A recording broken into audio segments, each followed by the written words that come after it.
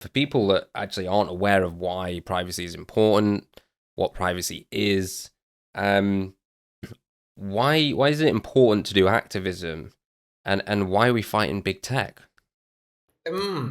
Actually, it's interesting because if you go on the website of Apple, WhatsApp, whatever big tech related big project, you would see that they push privacy a lot. Because, for example, for Apple, it's one of the reasons they could lock you in their ecosystem, and then they basically sell you and upsell other services, and you became a product. Also, kind of helping you. We cannot deny that they really care about security of their products. Second, if WhatsApp with end-to-end encryption and stuff, also propelling privacy, putting it's one of the biggest things on the website, and it seems that it's kind of like a mainstream and something super simple in that sense.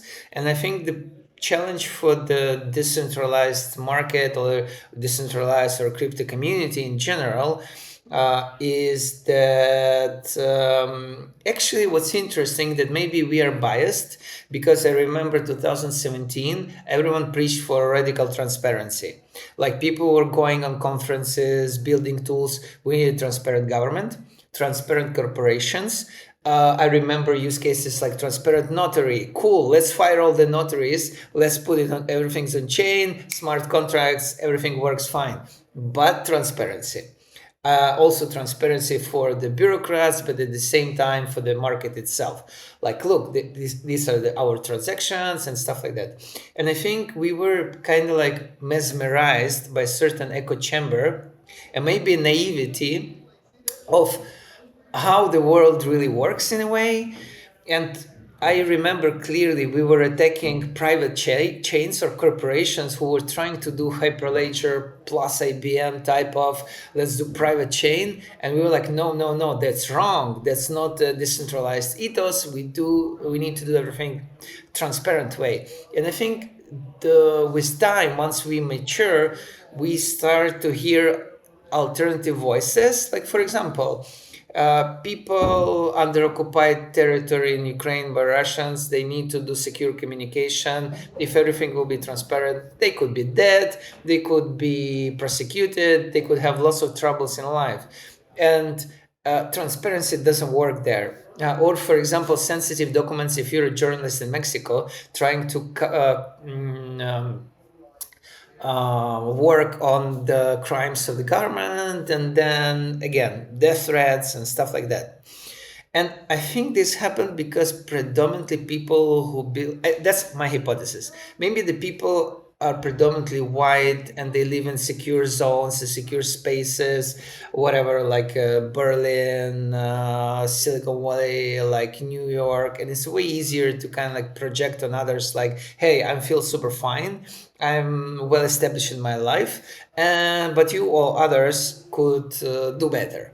And I think if more important projects would appear from more marginalized alternative geographies and continents, we will see a different take on privacy. What people wouldn't even say normal, they would say necessary, should be embedded by default. And this argument shouldn't even exist. There's no point in even discussing it, because my simple argument here is like, okay, imagine that Iranian government knows everything about you. What kind of life would you have in that sense? So I think that it's certain maturity that we achieved as the market, as this kind of wholeness, that suddenly we could talk about this. Second, I think that it's interesting because crypto somehow went extremely centralized with all these centralized exchanges, and casino and all the money around casino kind of hypnotized millions of people, and also degens who went for kind of like cheap dopamine propelled by NFTs. And in the contrast to this kind of like hyper capitalism, there's a bunch of true hackers, hacktivists, who want to do alternative things, and they don't want to live in the world full of NFTs, full of centralized exchanges, and big VC money floating around.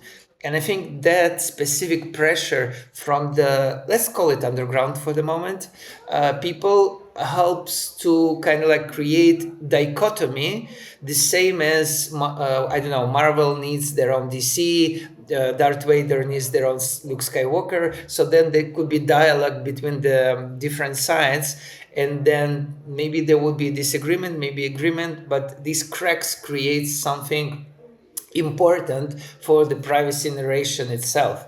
Although, one last bit, if you go in contemporary radical bookstores, and I've been at one recently in Barcelona, I saw the book called Mythology of Normality. And basically, academic criticizes the notion of what is normal, because the norm doesn't exist. Who is establishing the norm? Who is responsible for the norm? What are the conditions of the norm? And as kind of like market, we're a bit infantile in a way of like, norm is cool. I mean, I used to live with bipolar person. I don't think norm is cool. Norm is generalization, and sometimes they're bad things. But we are on the right way because we talk, we experiment, and also that's some sort of evolutionary process for the market, I think. Unchecked governments have eradicated privacy and truth. Those who resist are brought down swiftly, but we refuse to submit. Unipunks are freedom fighters, protected by encrypted shadows. The future we're building is sovereign and uncensorable. The moonlit night is coming.